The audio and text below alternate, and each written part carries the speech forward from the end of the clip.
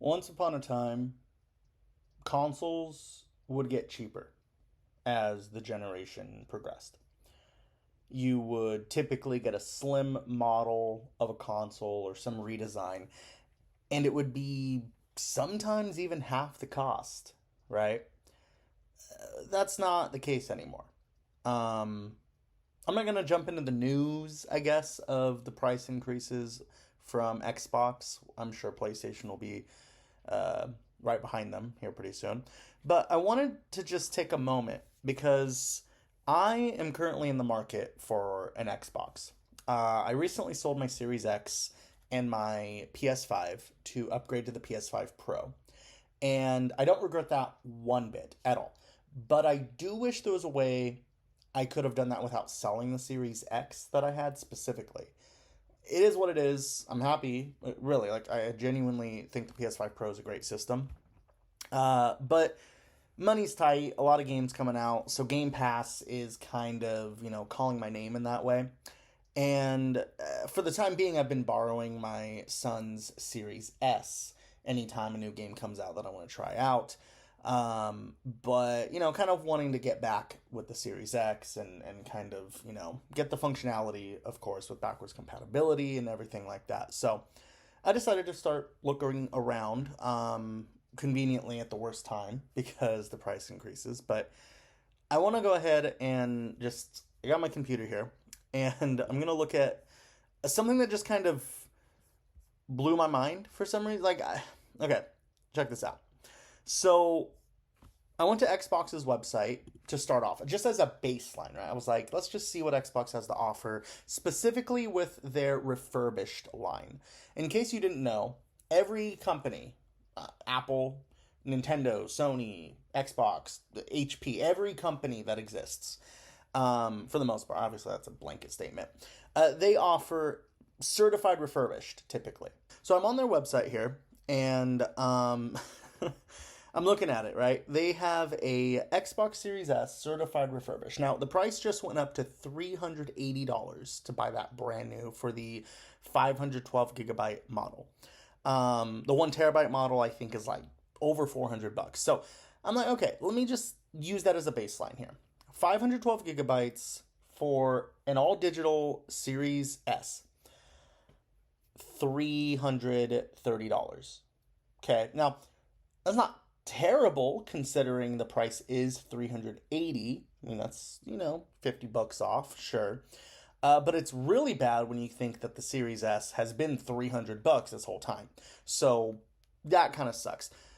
Out of curiosity, I decided to look over on the PlayStation's website to see their certified refurbished consoles and what they had to offer. And the PlayStation 5 console, the launch model, the fat model with the disc drive like permanently attached, right? Like the standard PS5 that we've had for several years, is $399. Now, obviously there's some things there that you could, nitpick and go in between. Technically, Series S is still cheaper by a good margin, right? For a lot of people, that could be a good chunk of change that they just can't afford.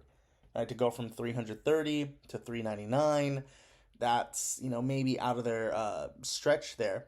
Again, because 399, right? If you're looking at refurbished, you might say, "Oh, well, I'll just buy a brand new Series S for 380." But you could get a whole PS5 with the disc drive, with more storage, with subjectively, I think a better library. But Game Pass is still a value proposition to be discussed. So whatever. Like, okay, all right, Series S, that's one thing. However, I keep looking, and they have the next thing up. I'm gonna again ignore the 1 terabyte Series S, and we're gonna look at the Xbox Series X digital edition, 1 terabyte digital edition, refurbished. Okay, 1 terabyte of storage. It's the same Series X that everyone knows and loves, right? The 12 teraflops, all that fancy jazz, comes in the robot white color. That is $500 certified refurbished. It's a bit much. That's a bit much. I decided, okay, let me go over to PlayStation 5 certified refurbished here. For their refurbished option, and they don't have a refurbished option for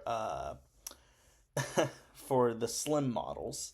So you'd still be looking at $399 for a fat PS5 with the disc drive permanently attached for $100 less. Not as powerful, right? But in practice, we've been seeing time and time again that games are often just better optimized for PlayStation 5. They often load faster because the SSD is more standardized, or versus like Series X and stuff. So there's still benefits there, right? But even without that, I'm just looking at their lineup of baseline consoles. And again, this could change literally tomorrow because that's just the economy we live in globally at this point. But like I mentioned, the all-digital Series X, 1 terabyte, okay, robot white, $500. You could purchase the Astrobot bundle, okay, PS5 Slim that comes with the disc drive that's detachable for $450. PS5 Slim with 1 terabyte of storage as well, with a disc drive, with Game of the Year, okay, with Astrobot. Now, if that's not your cup of tea, you could spend $450 on an all-digital PS5 Slim, brand new, for the same price. I don't know why Sony's doing this, but the PS5 with the disc drive, the PS5 digital without the disc drive, same price if you want Astrobot. Otherwise, you could spend $500 on a PS5 with the disc drive, the slim model, and not get Astrobot. So, save yourself $50 and get a free game. Weird decision, but hey, there it is. I'm looking at Xbox. Okay, like, Xbox is already struggling to sell consoles. And I understand that's not their play. They don't care about that. But there's a few things to really discuss here when it comes to what they think about their console stuff, right?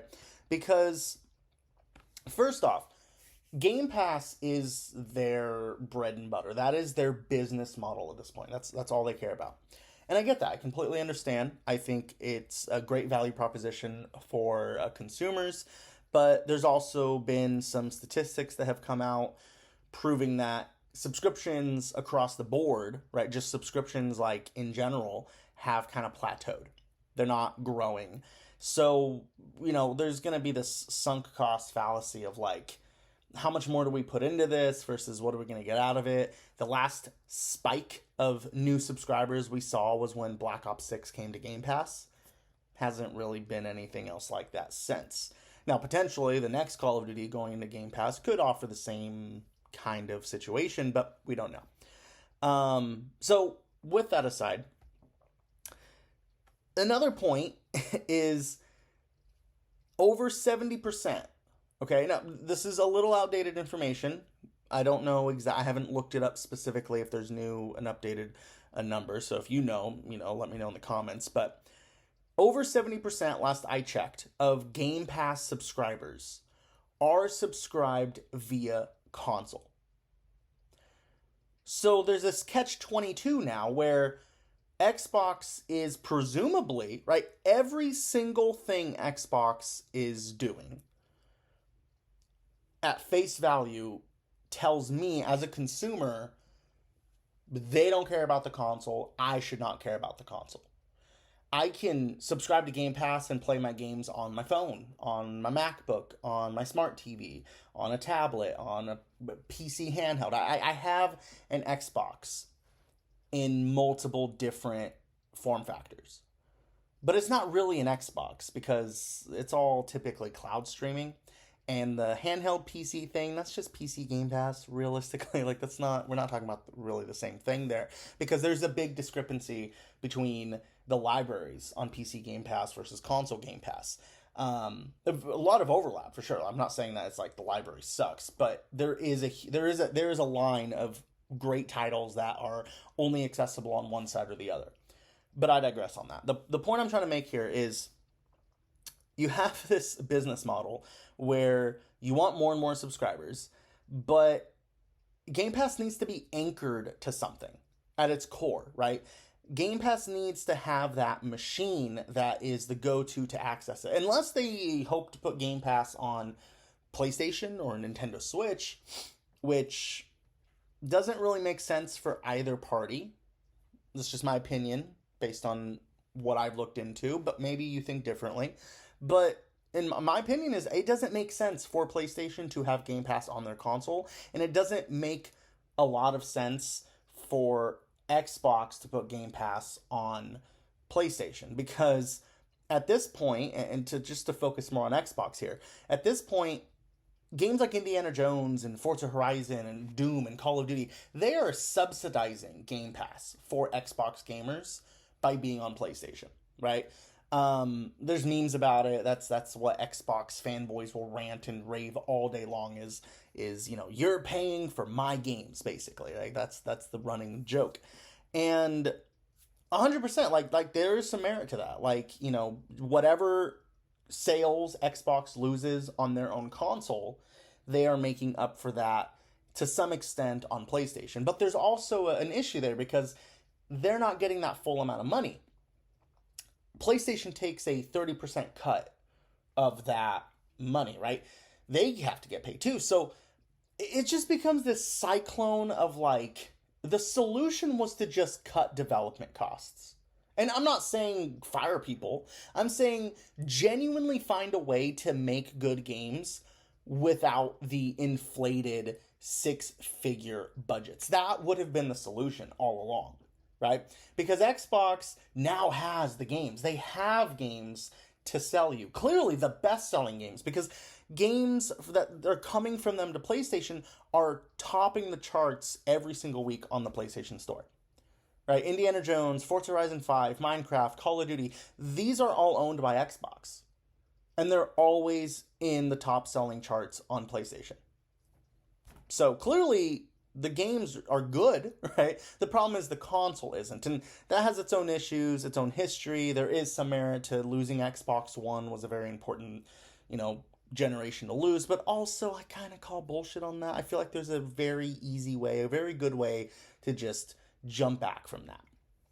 And I thought they were going to early on in this generation, but as it progresses, it just really is getting so just disappointing, really. Like, it's really, I have no other words. It's just disappointing to see that Xbox is charging more for their consoles. Do they have to do that? Realistically, probably not. Like, they could probably, Microsoft could just foot the bill of the consoles in hopes, or in potentially, like, in a good business strategy. They could say, hey, we're going to go ahead and just eat the cost of the tariffs, of the imports, of the higher prices of manufacturing parts and all that crap, right? We're just going to eat that cost and offer a great product at an affordable price and really just push the Game Pass narrative even more.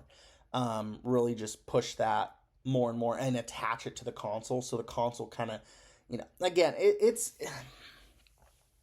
just goes hand in hand. Like as a consumer, and this is I guess the boiling point for the video here. This is the thing that I really wanted to get to was I would like to purchase an Xbox now, right? Like, not now. I just, like, again, I guess I'd like to purchase an Xbox again. And Xbox has games coming out. And you could be cynical and say, oh, well, you decided to get the PS5 Pro. You were happy playing Indiana Jones over there, which I just picked up. I just picked up Indiana Jones on the PS5. I'm very excited to play that. I was playing it a little bit on the Series S, my son's Series S, as I mentioned. And the quality just isn't it for me. In my opinion, I don't think the Series S is a good way to play Indiana Jones, because I'm used to the higher fidelity of the Pro, of the Series X. It's just a big downgrade. There's a lot of games that are great. I was playing South of Midnight. I think that is phenomenal on the Series S. Forza Horizon 5 is very well optimized, so I usually play in 30 FPS on the Series S for Forza. I want to get the PS5 version so badly, but I do not want to restart my progress. And that was the deal breaker for me, was knowing that I have to restart from scratch. No, I'm not doing that. I'm not doing that. So Anyway, now I'm at a stalemate here. Is from Xbox themselves, the cheapest Series X that I can purchase is $549.99. That's for a certified refurbished Xbox Series X. Cool, 550. All right. I can't be too mad because before these price increases, it would have been $500 for a brand new Series X. And let's be realistic. Like, this is why I mentioned the certified refurbished, because I've purchased refurbished products from the companies before, and they are nearly brand new. Like, you get more generic boxing typically, which to some people might be more aesthetically pleasing, but that's a whole nother rabbit hole. Yeah, they're clean, they're opened up, they're repasted, they're everything, every component is replaced if it needs that replacement, you know. Very rigorous testing is my point. And so buying a certified refurbished anything from Xbox, Nintendo, PlayStation, Apple, just because that's my favorite experience with this stuff, you're virtually buying a brand new product. This just is what it is. You're not getting some GameStop refurbished, grimy ass sticker glue, man juice junk on your controller. Like, that's not what this is. These are straight up, opened up, like, they're clean. They go in. Controllers won't have stick drift. You're virtually getting a brand new controller. They probably replace the thumbsticks, the buttons, make sure they're not. It's good. It's fine. It's great. But yeah, 550. Kind of stings, I will admit. I'm tempted to get the digital edition Series X refurbished for $500 because, from my perspective, again, in my head, the Series X is a $500 console, you know? And looking at the certified refurbished allows me to still purchase that around that price point and not pay $600 for a brand new one, or $700 for the 2 terabyte.